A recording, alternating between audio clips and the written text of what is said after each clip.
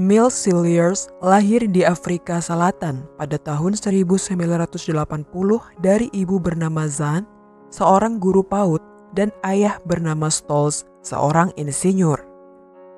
Dia dibesarkan dalam keluarga yang penuh kasih sayang dan selalu dianggap menarik, atletis, dan karismatik. Pada usia 16 tahun, ia berkenalan dengan Nickeline Shepard yang saat itu berusia 13 tahun dan keduanya mulai menjalin asmara. Nickeline menyukai sosok yang lebih tua darinya saat itu.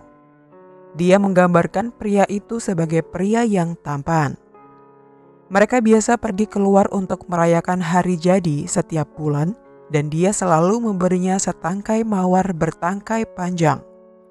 Romantisme itulah yang membuat Nickeline mengesampingkan sifat buruk Emile, yaitu kegemarannya berselingkuh, tetapi Nickeline selalu memaafkannya. Pada bulan Juni tahun 2000, di usia 16 tahun, dia melahirkan anak pertama mereka, Celine. Emile melamar Nickeline dengan menggunakan cincin milik neneknya. Nickeline menunda pertunangan itu ketika saat itu dia mengetahui bahwa Emile berselingkuh dengan sahabatnya. Meskipun demikian, ia tetap setia dengan Emile dan siap untuk meneruskan hidup mereka bersama dengan anak mereka. Mendekati akhir tahun 2000, Emile pergi ke Inggris untuk liburan sambil bekerja. Itu adalah impian Nickeline dan Emile untuk suatu hari nanti tinggal di Inggris. Emile mulai bekerja di pub dan bar di Oxfordshire, sementara Nickeline tetap tinggal di Afrika Selatan. Pada tahun 2002, Emile kembali ke Afrika Selatan dan hubungan mereka kembali harmonis. Tak lama kemudian, Nickeline hamil anak kedua mereka, Trevor. Emile kembali ke Inggris untuk mulai menyiapkan kehidupan keluarga mereka di Inggris. Di sana, dia diterima menjadi instruktur di Angkatan Darat Kerajaan. Bagian 1. Pengkhianatan. Pada tahun yang sama, Nickeline mendapat kabar yang sangat mengejutkan ketika ibu Emile mengajaknya berbicara dan mengumumkan bahwa Emile telah menikahi wanita lain. Dia adalah Carly Taylor. Kemudian, pada tahun 2006, Nickeline pindah ke Inggris untuk mengejar kehidupan yang lebih baik bagi dia dan anak-anaknya. Saat itulah, putri mereka yang berusia 6 tahun meminta untuk bertemu dengan ayahnya. Nickeline dapat menghubungi Emile berkat informasi dari ibu Emile. Saat Nickeline dan Emile bertemu, Emile membuat alasan jika dia menikah untuk mendapatkan visa dan hubungannya dengan Carly sudah berakhir dan sebentar lagi akan bercerai. Mendengar hal ini, Nickeline mengajaknya kembali. Emile pun setuju untuk melanjutkan hubungan mereka. Sekitar sebulan kemudian, Emile secara tidak sengaja meninggalkan ponselnya di rumah Nickeline. Ketika ponselnya berdering, ia menjawab dan di seberang sana terdengar suara Carly. Nickeline pun berbicara dengannya dan menanyakan Carly soal hubungannya dengan Emile. Carly menjelaskan bahwa mereka tidak berpisah sama sekali. Mereka masih sangat terikat dalam pernikahan dan memiliki 2 orang anak. Nickeline yang mendengar itu pun sakit hati. Sampai akhirnya, kedua wanita itu kemudian memutuskan untuk menerimanya dan menghadapinya bersama-sama. Carly memutuskan untuk tetap tinggal bersamanya, tetapi dalam waktu 3 tahun, pernikahan mereka hancur dan mereka bercerai. Bagian 2. Bertemu dengan Victoria. Victoria Cilliers dibesarkan oleh ibunya, Veronica, dan ayahnya, Michael, di sebelah timur Edinburgh. Victoria berhasil menyelesaikan lompatan skydiving pertamanya di sebuah acara amal pada usia 16 tahun. Dia kemudian menjadi instruktur dan menyelesaikan 2.600 lompatan. Pada tahun berikutnya, setelah lompatan pertamanya, ia kehilangan ibunya karena kanker yang dideritanya. Pada usia 22 tahun, ia bergabung dengan Korps Medis Angkatan Darat sebagai petugas fisioterapi.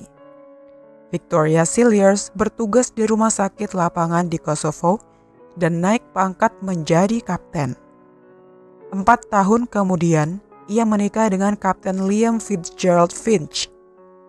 Rupanya, pasangan ini menghabiskan banyak waktu mereka terpisah dan Victoria memiliki kecurigaan bahwa suaminya sering selingkuh. Dia akhirnya memutuskan untuk mengakhiri pernikahannya. Pada bulan Januari tahun 2009, Emil melukai dirinya sendiri saat bermain ski dalam sebuah perjalanan dinas. Dia menjalani rehabilitasi bersama Victoria di Aldershot. Lalu, Victoria dan Emil mulai dekat dan tak lama berkencan secara resmi pada Maret tahun 2010. Saat berlibur di Afrika Selatan pada tahun 2011, Emil melamar Victoria Cilliers dan mereka menikah 3 bulan kemudian. Segera setelah mereka menikah, Victoria melahirkan putri pertama mereka. Dia sangat menderita karena depresi pasca melahirkan, tetapi ia tetap harus segera kembali untuk bekerja. Bagian 3, kecurigaan muncul. Victoria mulai khawatir dengan perilaku Emil. Dia menemukan beberapa bekas kondom yang ada di mobilnya dan di rumah. Victoria juga melihat pesan dari wanita lain yang merujuk pada sebuah klub. Ternyata, itu adalah sebuah alamat rumah di Salisbury yang menjadi tempat pesta seks 2 kali dalam sebulan. Yang tidak dia lihat adalah akun Emil di website web Swingers. Emil mencari wanita berusia 18-55 tahun di sana. Emil juga sering mengunjungi tempat prostitusi. Pengkhianatan Emil terus berlanjut dan pada bulan November tahun 2014 meningkat menjadi perselingkuhan.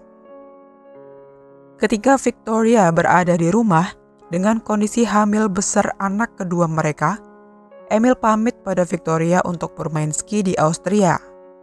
Di sana, Emil melanjutkan aksinya.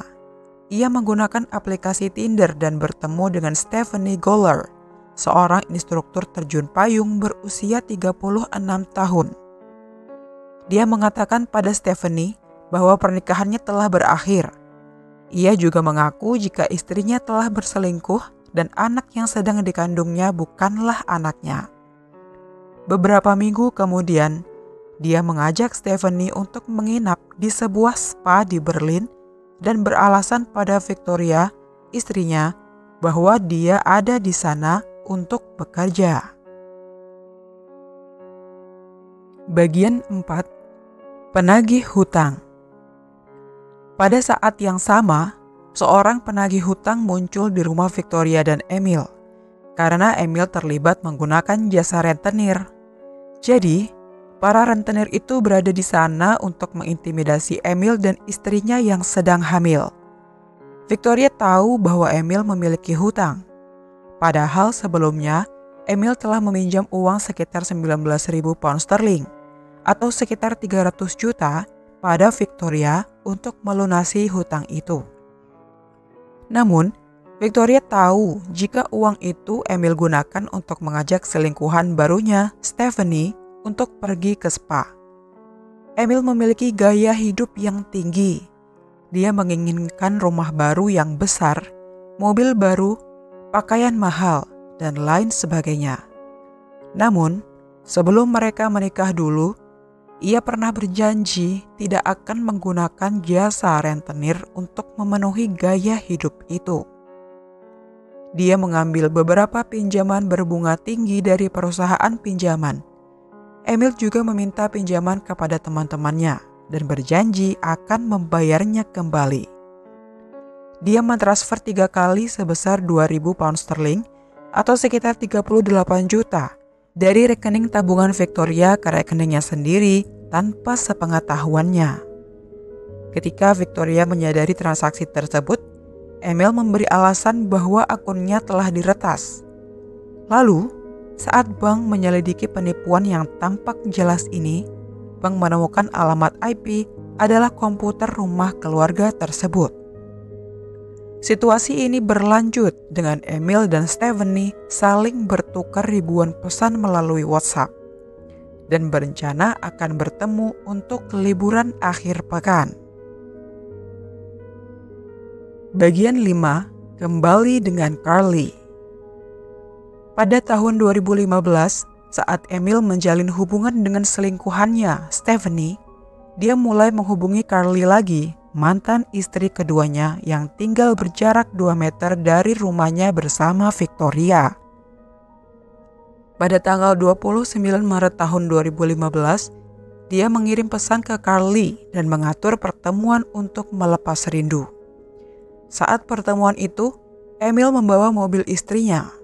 Lalu, Emil dan Carly memutuskan untuk bercinta di dalam mobil itu.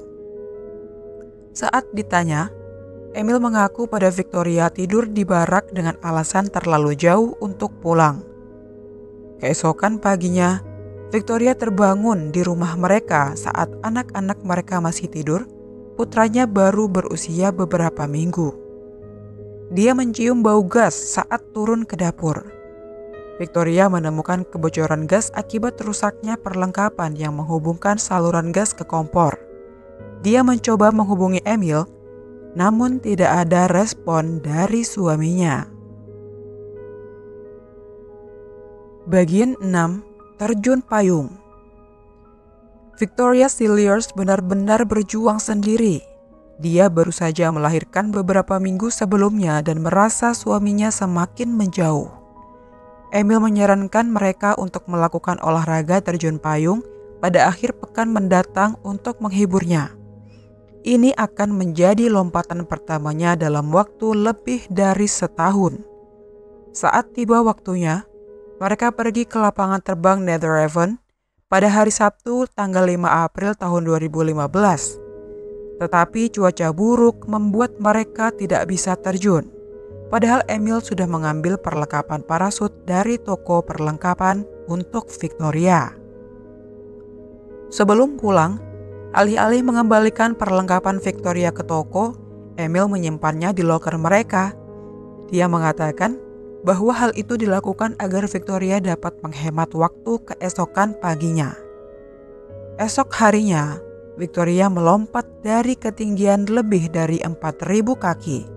Ketika dia mencoba membuka parasut utama, parasut itu penuh dengan lilitan dan tidak mau terbuka. Dia memotongnya dan mencoba menggunakan parasut cadangan tetapi tidak berhasil. Seorang saksi mata mengatakan bahwa kanopi cadangan terlihat seperti mesin cuci yang berputar-putar. Sementara saksi mata lainnya mengatakan bahwa Victoria Cilliers terlempar-lempar seperti boneka kain. Pada pukul 4:27, ia jatuh ke tanah. Dia mendarat di tengah-tengah ladang yang baru saja dibajak pagi itu dan segera diterbangkan ke rumah sakit terdekat. Tak seorang pun yang menyaksikan kejadian itu mengira dia memiliki kesempatan untuk selamat. Namun, secara ajaib, dia selamat dan diterbangkan ke rumah sakit dengan patah tulang panggul, beberapa tulang belakang, dan tulang rusuk. Bagian 7, apakah parasutnya dirusak? Dalam beberapa jam setelah peristiwa itu, tim profesional terjun payung memeriksa peralatan tersebut dan mencurigai jika peralatan itu mungkin telah dirusak. Keesokan harinya, mereka menghubungi polisi dan mengirimkan video pemeriksaan peralatan yang mereka lakukan. Para penyelidik mengirimkan peralatan tersebut untuk diperiksa oleh Asosiasi Parasut Inggris. Sayangnya, mereka tidak mendapatkan petunjuk atau bukti bahwa kejadian ini bukanlah sebuah kecelakaan. Beberapa hari kemudian, teman Victoria menghubungi polisi. Dia menceritakan semua yang terjadi dalam pernikahan Victoria pada polisi, dan hal itu membuat perhatian polisi berpusat pada Emil. 4 minggu setelah jatuh, Victoria Cilliers masih dirawat di rumah sakit dan tak lama ia dipulangkan. Selama masa perawatannya, Emil, suaminya, hanya berkunjung beberapa kali dengan sikapnya yang sangat dingin dan terkesan tidak peduli. Pada suatu hari, saat Victoria akan menjalani salah satu dari beberapa operasi besar, ketika ia selesai dan kembali, dia berkata pada Emil bahwa dia mencintainya, tetapi Emil tidak menjawabnya. Dia diizinkan pulang selama seminggu, namun Emil berkata tidak bisa merawatnya karena terlalu sibuk dengan pekerjaannya. Padahal, bos di tempat kerjaannya sudah menawarkan Emil untuk cuti karena kasih sayang, tetapi dia menolak. Pada saat yang sama, polisi menerima laporan dari Asosiasi Parasut Inggris yang menunjukkan bahwa tidak ada kerusakan secara mekanis. Ini berarti parasut telah dirusak. Parasut utama tidak dapat terbuka karena tali parasut telah dililitkan sepenuhnya. Sementara itu, parasut darurat memiliki 2 seling yang hilang, yang berarti hanya satu sisi parasut yang bisa dipegang. Sebelum melakukan terjun payung, peralatan harus diperiksa dan dinyatakan layak terbang. Namun, saat itu peralatan Victoria hanya diperiksa oleh Emil. Bagian 8. Polisi mencurigai Emil. Pada tanggal 22 April, Victoria Cilliers keluar dari rumah sakit dan pada tanggal 28 April, Emil dibawa untuk diinterogasi. Wawancara pertama berlangsung selama 6 jam dan Emil berbicara selama 6 jam. Dia bercerita tentang gairah seksnya yang tinggi dan harus keluar dari pernikahan karena dia tidak bisa berhubungan seks dengan istrinya lebih dari 2 kali seminggu. Dia tidak pernah mengaku bahwa dia tidak bersalah, tapi dia juga tidak memberi mereka apapun untuk dilanjutkan. Tidak ada bukti fisik yang cukup dan mereka membebaskannya dengan syarat dia tidak kembali ke rumah yang dia tinggali bersama Victoria. Awalnya, Victoria tidak kooperatif dengan polisi. Untuk membuatnya mau bekerja sama, mereka bercerita bila Emil mengarang cerita bahwa Victoria selingkuh dan anak yang dikandung bukan miliknya pada Stephanie untuk menarik perhatiannya. Victoria pun mulai luluh dan mempercayai polisi. Saat mereka pergi, mereka bertanya apakah ada yang perlu kami ketahui. Saat itulah dia memberitahu mereka tentang kebocoran gas dari minggu sebelumnya. Ada darah di bawah pipa dan mereka membawa sampel darah dan pipa itu untuk pengujian forensik. Kemudian, pada bulan September tahun 2015, Emil dibawa untuk interogasi kedua. Polisi mencoba menyelami lebih dalam hubungannya dengan Stephanie. Mereka mengutip pesan dari Januari tahun 2015 yang menyatakan bahwa dia akan bebas menjadi acak dan spontan pada bulan April. Kemudian, di bulan yang sama, Emil dibawa untuk interogasi ketiga. Polisi akhirnya dapat menjerat Emil dari sampel darahnya dan beberapa alat yang dia gunakan untuk melonggarkan pipa gas. Bagian 9. Persidangan. Persidangan berlangsung selama 6 minggu. Emil selalu tampil rapi dengan setelan jas 3 potong. Dia tampak sombong seperti tidak ada yang bisa menyentuhnya. Phillida Wilson, seorang dosen psikopat yang menyaksikan kasus ini dari galeri publik, dia mengatakan bahwa Emil Cilliers menunjukkan semua tanda-tanda seorang psikopat. Dalam persidangan terungkap bahwa Emil memiliki hutang lebih dari 22.000 pound sterling atau sekitar 424 juta dan berusaha menagih 120.000 pound sterling atau sekitar 2 miliar rupiah dari polis asuransi jiwa Victoria. Dia tidak menyadari bahwa Victoria telah mengubah penerima polis asuransi jiwanya untuk anak-anaknya. Emil dinyatakan bersalah atas kedua dakwaan percobaan pembunuhan dan dijatuhi hukuman 18 tahun hingga seumur hidup. Dalam menjatuhkan hukuman, Hakim Sweeney memarahi Emil dengan mengatakan Ia memiliki sifat tidak berperasaan yang luar biasa dan seseorang yang tidak akan berhenti untuk memuaskan keinginannya sendiri.